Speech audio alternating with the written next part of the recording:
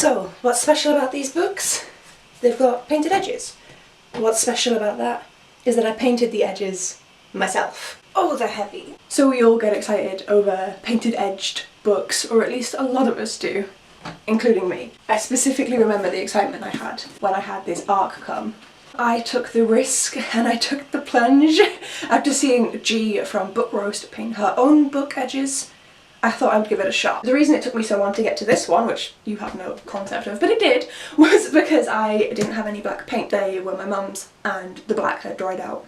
So I had to go and buy some black paint, and I will say that this one, I'm looking in the viewfinder, which is a mirror set up behind the camera. This one isn't quite as neat. There are more fluffs, and also if I ever find the Song Rising in this hardback, I would die for it. Please send me it. Also, I will paint it either orange or purple, whichever colour the spine is. So, just like a forewarning. So this one didn't turn out as good as I had hoped, but I still like it. And black is a pretty common colour to paint book edges. And so I thought I would do some more of my paperbacks and show you guys how I do it, which I'm sure will be so interesting.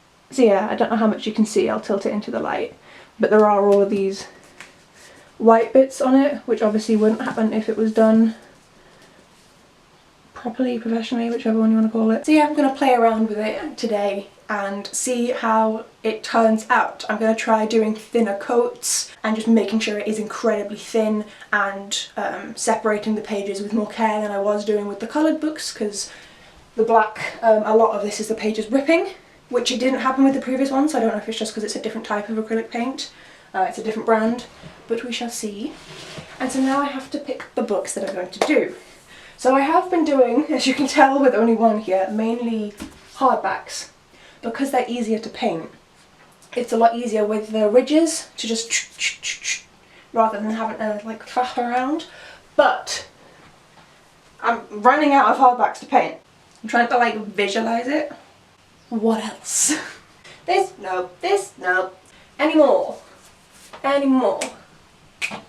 Why is this so difficult? Doo-da, doo-da. Why is this so difficult? All the doo-da-day. So only 2 books. I do have other books that I have read. They're either under my bed or in the garage. I have a lot of books, they're just kind of spread where I can fit them. But yes, out of the ones on my shelves here, I'm going to paint these 2. And I might have a look at my TBR shelves, we'll see. These are the books I decided on. I had a quick look under my bed and I did have The Underground Railroad by Colson Whitehead that I thought would look really nice with black sprayed edges. And then The Queendom of the Seven Lakes Duology by A.B. Endicott and Nevernight by J. Kristoff. So then we've got supplies and how I actually go about painting the edges of my books. First things first when it comes to supplies, a paintbrush. I use a sponge and some sort of palette to put your paint onto. So the only reason I have, I mean this was a makeup sponge, and the only reason I have these 2 is because my mum was a painter. So we had these around, so I just was like, can I steal them? And she said yes. And then also, separate from paint, the last thing I recommend you have is some sort of sheet that you can ruin. All of this isn't from me, surprisingly. My mess is here. But this, once again, is a sheet that my mum put down when she was painting. I'll have to show you her painting. It's upstairs, the last one that she did, which was many years ago. But yes, so she used this to protect her surface, and so I do the same, and I have it layered up in order to protect this table there. And then we have the paints. So the paint that I bought, the paint that didn't come in my mum's set there, is Crawford and Black acrylic paint in black. It's 200 millilitres, this cost me £2 from the works. This is what I'm saying about perhaps this being lesser quality than the other acrylic paints that I do have, because my mum got like proper ones when she was painting, but I think it'll do, and I'm just going to work and see how I can get this to work best for me. My mum's bag of paint stuff. So, in here are various different paints. So this is the brand that I used for all of the other ones, which is Rico Design. It's German, Acrylfarbe mit hoher Deckkraft. But yes, this is in orange. Why did I say that French? I don't know. but this is in orange. And I had a variety of like tangerine and ochre and brown, and that's the colours that she used for that painting there. Olive grün. And then this is a set of 18 fine acrylic colours from Reeves, which I believe Mother Dearest bought from W.H. Smith's back in the day. And these are little tubes. I've never actually used these. I did try to use the black out of here, which is the one missing from the set. But my mum had used that one and the lid just, she'd obviously got my dad to screw it on because he's the strong person of the family, and he'd screwed it on so tight that it popped the top off, and then so the paint dried out, hence the purchasing of the acrylic paint there. And then in here I also have a lot more stuff that I can use. This stuff, which annoys me because it looks as though I should be able to use it to stick to things and I can't. And just other paintbrushes and palettes and things like that that are in here.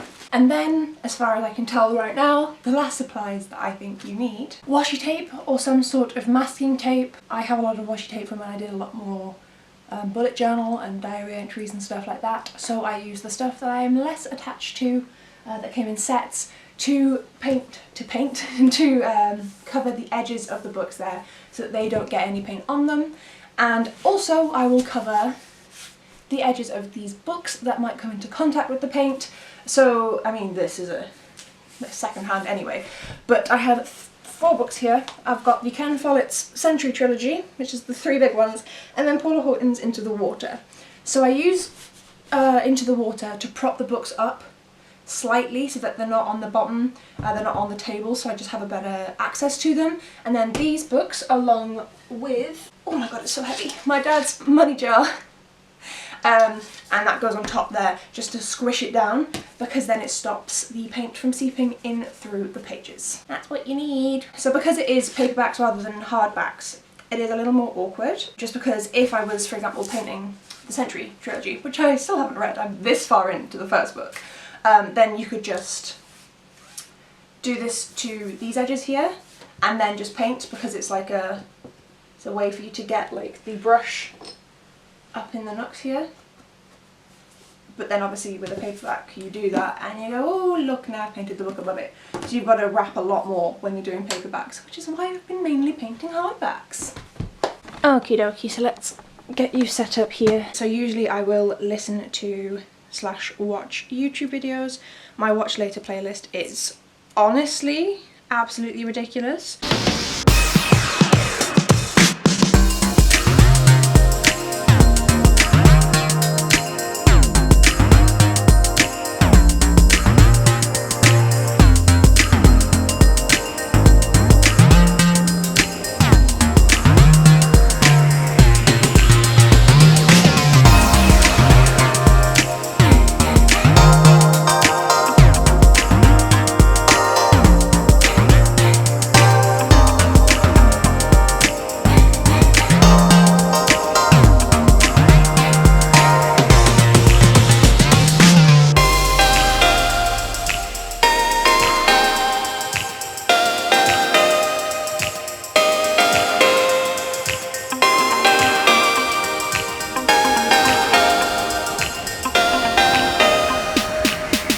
You don't want it to be completely dry, because then it'll just make it a lot more difficult to pull apart.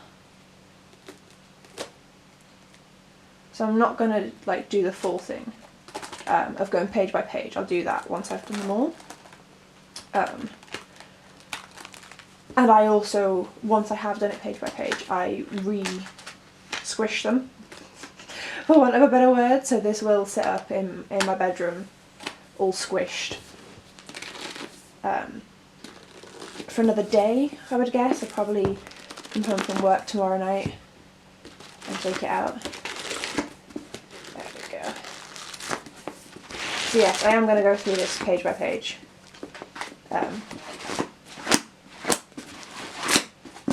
And next up on the list is the Underground Railroad.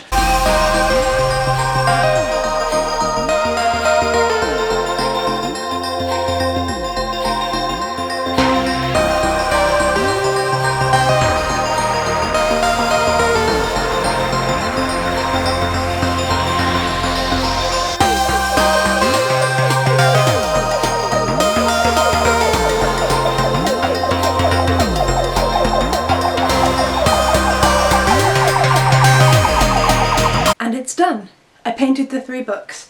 I haven't leafed through the pages individually yet. This book is like 500 pages on its own. This is 2 books and this is like 400 pages.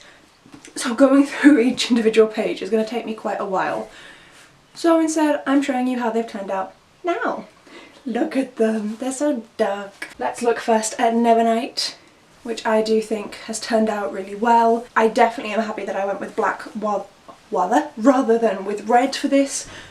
The red would have looked beautiful, but at the same time the black just matches the theme of the book so much better, and I'm definitely going to do that for all of my copies for the books in this trilogy, which I need to buy. Then The Underground Railroad by Colson Whitehead. This I think really works well, the different colours. Again, another one that I could have used red for, but I do just think that the black matches better with the kind of brown colour that is on this weird underflap. You Americans, I'm assuming everyone watching this is American and I know that isn't true, but Americans seem to get this weird little flap thing a lot more often. So I don't know why this book has it, because we don't really get that in the UK, but flip flap. And then lastly we have The Queen of the Seven Lakes duology, which I am once again very happy with. I do think it's turned out really beautiful and I'm so glad. I was slightly more concerned about this one because the pages, they're not printed in the same way as traditional publishing. This is like self-published through Amazon, so I had been slightly worried about the binding method and whether that would impact the pages, but if anything it's worked brilliantly and now I kind of want to do them all. And I'm just very happy with how they all turned out. And also, excuse the hair and the makeup, I have been eating and I hung the washing out and it's windy. So yes, this was just filmed in my spare time because I wanted to paint some books and I wanted to show you guys. But let me know if you have ever done this down below, and put down a black heart emoji if you have gotten this far in the video. And yes, let me know if you do this and what you think of it. I think it's so much fun and I'm so glad that I took the plunge and did decide to do it with that first book with Crosshair Heart.